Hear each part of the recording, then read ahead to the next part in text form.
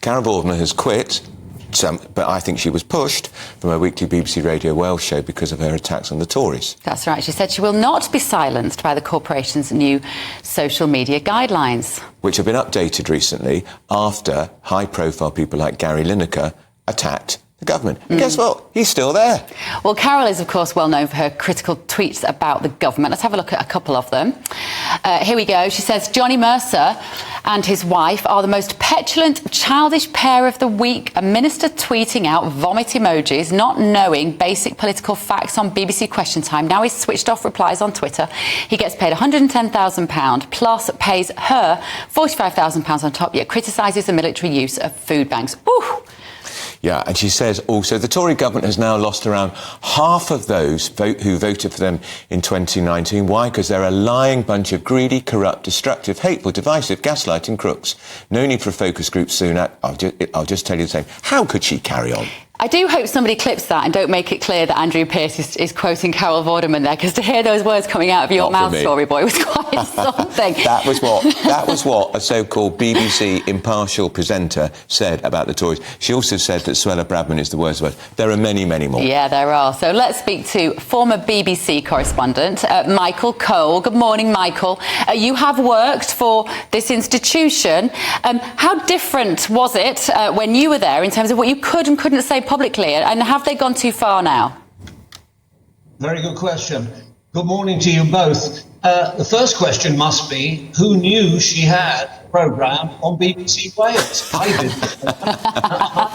for them from time to time.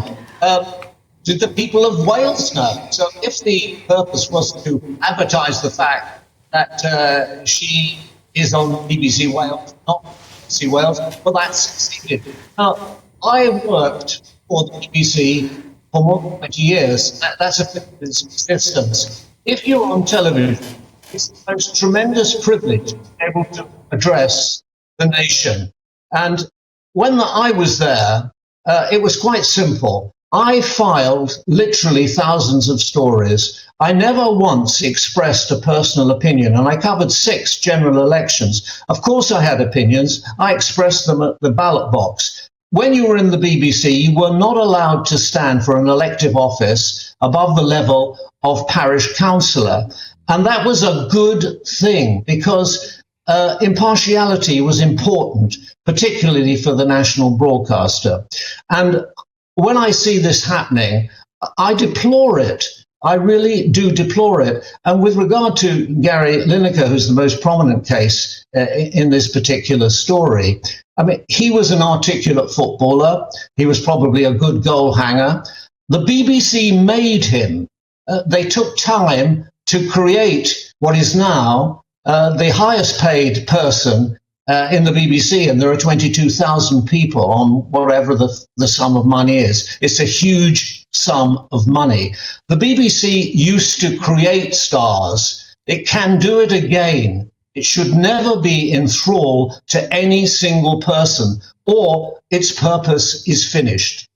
And interesting you say that, Michael, because, of course, you will recall they took him off, Lineker, off of Match of the Day, a programme I only watched when he wasn't on doing the commentary because I wanted to see how well it performed. A lot of other BBC presenters then downed tools. That they effectively went on strike. The BBC panicked and put him back on air. That's because he has that sort of power.